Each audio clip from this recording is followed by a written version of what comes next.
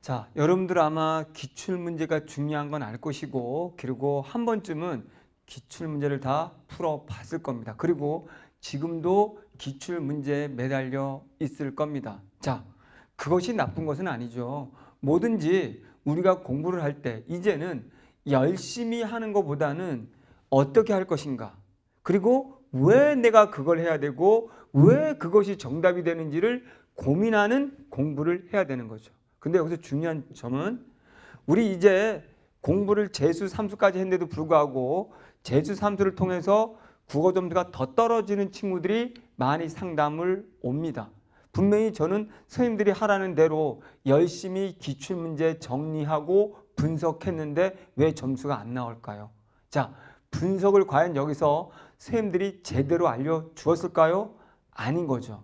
자, 대표적인 예를 들어 볼게요. 대본이 여러분일 거예요. 자, 분석해야 돼 라는 건지 알겠어. 그러면 문제, 지문 다 읽고 그리고 정답을 찾고 틀리면 해설서를 보면서 다시 그 정답의 지문들의 근거를 찾아가고 그 다음에 해설서를 이해합니다. 올바른 방법 아니에요? 99% 학생들은 이렇게 하고 있죠. 올바른 방법 아닙니다. 여기서 가장 중요한 건 자, 이래서 이건 정답이야 라는 것까지는 좋습니다.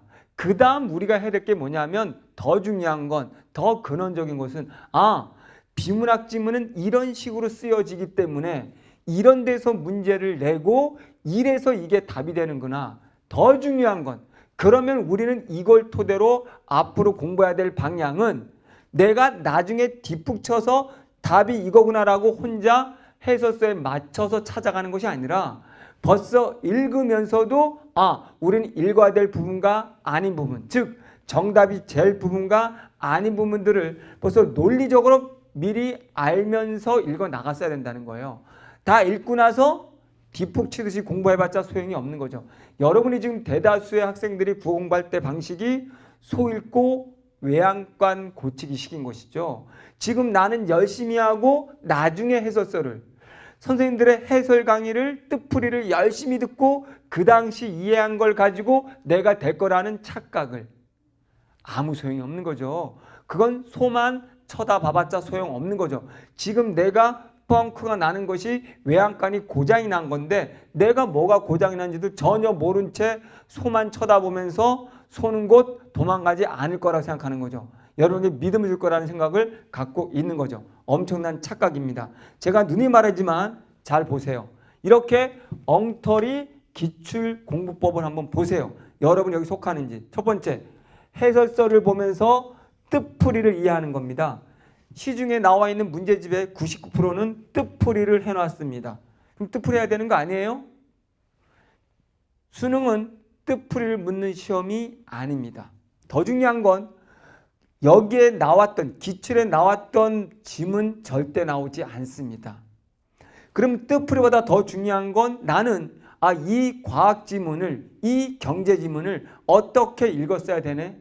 그러면 다음에 경제 지문이 나오면 내용이 달라져 있습니다. 그러나 경제 지문은 이런 식으로 글이 전개되고 경제 지문은 이런 부분에서 문제를 내고 경제 지문은 이렇게 답을 찾아가야 돼 라는 걸 알기 위해서 기출문제 푸는 건데, 여러분은 다시 한번 소읽고 외양간 고치기, 읽고 나서 그거 뜯어 고치기 바쁘죠. 무슨 소리냐?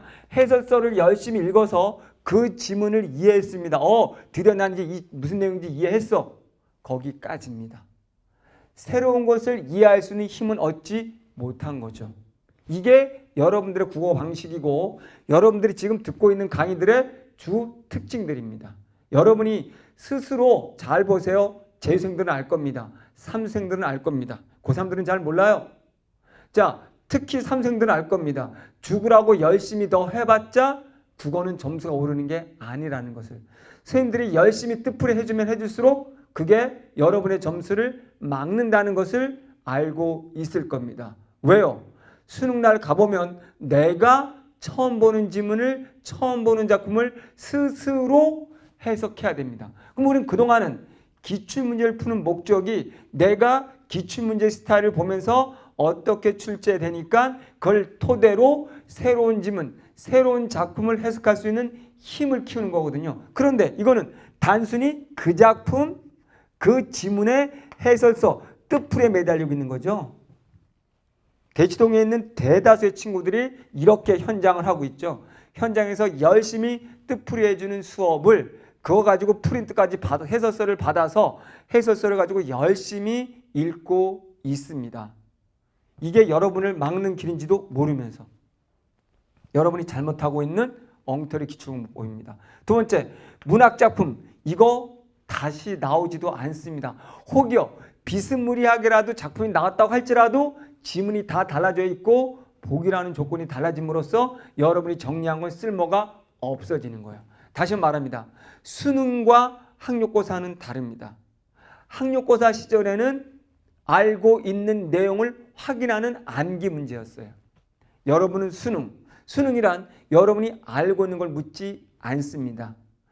여러분이 알고 있는 작품이 나와도 조건을 달리해서 달라진 조건의 범위 속에서 여러분이 스스로 해석할 수 있는지 그 응용력을 묻는 게 수능입니다. 명심하십시오. 여러분은 잘못하고 있어. 그래서 이렇게 그동안 나왔던 문학작품을 정리하는 건 미친 짓이라고 보면 되죠. 지금 여러분들은 구석기 시대 공부를 하고 있는 거죠. 여러분이 지금 잡고 있는 형광펜, 펜은 바로 돌도끼가 되는 거예요. 정리 열심히 하세요.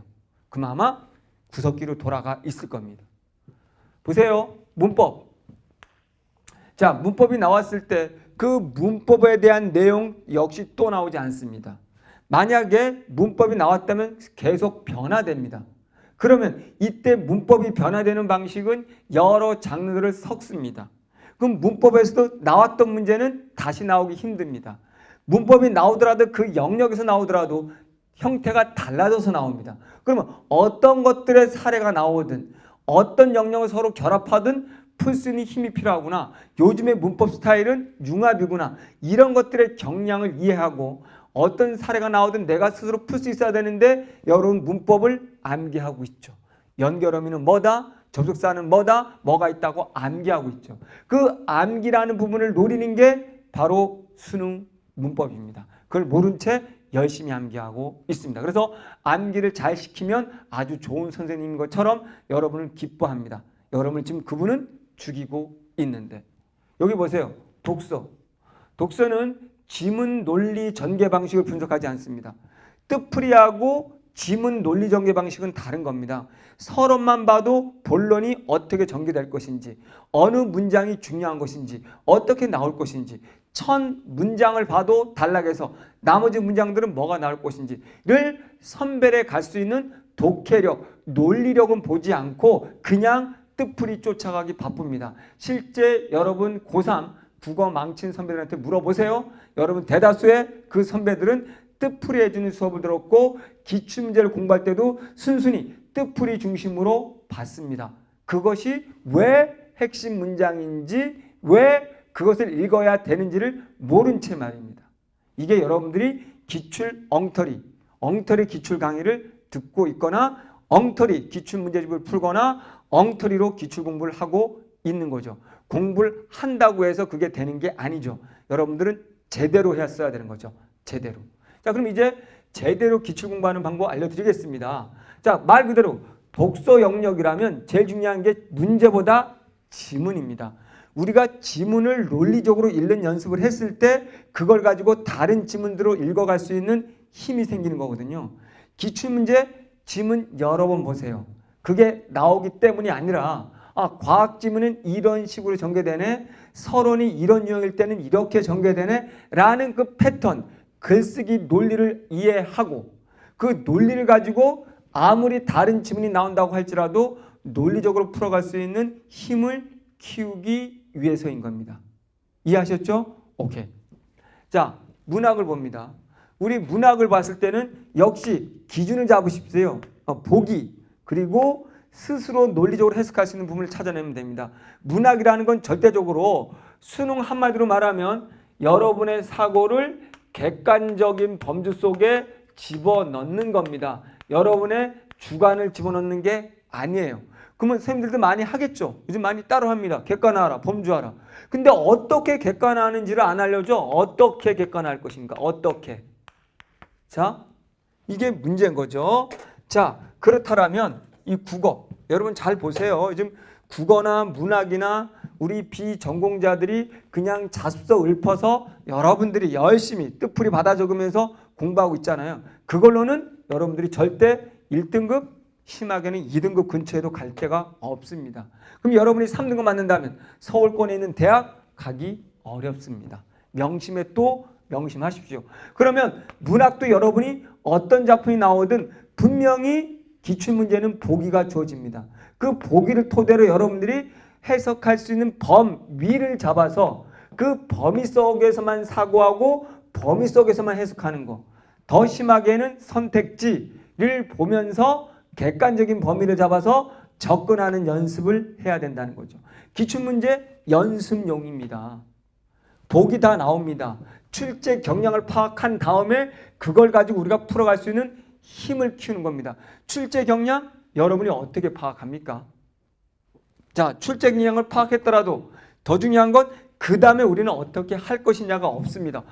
보기 나오네? 문제 나온다는 것 뿐이지 그 다음에 어떻게 접근하는지를 알려줬어요? 없잖아요. 기준 잡는 방법을 알려줬어요? 없잖아요. 또 뜻풀이하고 있잖아요. 아주 심하게는 여러분 잘못 문학 나왔는데 보기랑 비문학이 결합되면 그게 기준인데 그걸 버리고 그냥 문학 작품부터 느낌대로 해석하고 있는 선생님들이 너무나 많죠. 여러분을 망치는, 여러분을 구석기에 망치, 돌도끼를 주는 선생님들이죠. 보세요. 문법도 그러면 출제 원리가 있다고 그랬죠. 사례를 응용할 수 있는 힘을 키우세요. 그러려면 의문론이면 근원적인 의문론의 이해가, 원리가 필요한 것이지 의문론의 유마, 비유마를 암기하는 게 중요한 게 아니라는 거죠. 어미가 나오면 어미의 종류를 암기하는 게 중요한 것이 아니라 어미하면 용언에서 어간과 어미로 나눠서 뒤에 엄한 어미부터 내가 차근차근 어떤 게 나와도 풀 수 있는 응용할 수 있는 응용력이 필요한 거라는 거죠. 그 다음에 선택지를 봤을 때 최근에는 문학에서는 시에서는 이런 주로 용어들을 사용하는 거구나. 비문학에서는 주로 이런 용어 이렇게 만드는구나. 예를 들어서 비문학 같은 경우는 옛날에는 비문학 지문에 있는 문장이나 단어를 그대로 선택지에 가져왔습니다. 이제는 안 그렇습니다. 두 개의 중요한 선택지를 믹싱을 해서 이게 새로운 단어로 나오는 선택지가 나와요. 그러니까 단순히 그냥 뜻풀이 따라서 읽은 친구들은 믹싱할 수가 없는 거죠. 왜? 전체 틀 속에서 그 문장의 의미를 봐야 되는데 낮게만 문장 쫓아가고 있잖아요. 그럼 머리에 수없이 많은 문장만 남아있을 뿐 문제를 못 풀잖아요. 수많은 문장들 그냥 낱개로 풀어져 있다면 여러분은 국어 망친 거죠. 전체 맥락 속에서 수많은 문장이 연결되어 있어야 되고 그중에 핵심적인 부분만 보여야 되겠죠. 결론 보세요. 여러분이 기출문제를 풀고 있는데 그냥 쉽게 말하면 뜻풀이, 이해, 이건 공부가 아닙니다. 내가 그 지문을 어떻게 논리적으로 읽어야 되는 거지, 내가 그 문학작품을 어떻게 스스로 해석해야 되는 거지, 내가 선택지는 어떻게 구분해내야 되는 거지, why, 나는 그것이 왜 답이지, 왜 그렇게 읽어야 되는 거지, 왜 이렇게 출제됐지 라는 게 없다면 여러분이 공부할 때 여러분은 공부하지 않은 겁니다.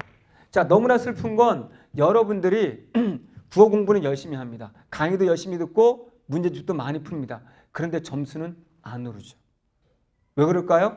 여러분이 열심히 했기 때문입니다. 자, 그럼 열심히 하지 말란 뜻일까요? 여러분이 먼저 기출문제로 제대로 된 공부 방법, how, why 라는 걸 제대로 파악한 다음에, 쉽게 말하면 논리를 파악한 다음에 기출문제를 풀고 그 다음에 모의고사를 많이 푼다면 점수는 반드시 오르고 급상승하게 되어 있습니다. 그 how나 why, 기출문제 how, why 가지고 여러분들이 EBS를 풀더라도 굉장히 쉽고 빠르게 하루 만에 문제집 한 곳이 끝날 수 있게 됩니다.